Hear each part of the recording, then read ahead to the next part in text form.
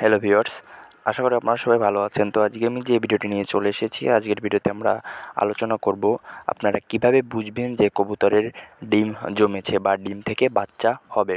তো যারা চ্যানেলটিতে নতুন, অবশ্যই চ্যানেলটিতে সাবস্ক্রাইব করে আমাদের পাশেই থাকবেন। তো ভিউয়ার্স, এই যে আপনারা দেখতে পাচ্ছেন হাতে ডিম, তো আমি ডিমগুলো চেক দিব।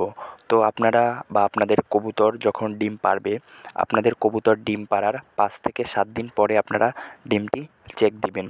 এইভাবে আপনারা ফোনের ফ্ল্যাশ জ্বালিয়ে ডিমটি ধরবেন। ধরার পরে আপনারা দেখতে পারবেন ডিমের ভেতরে লালচে একটি দানা আছে।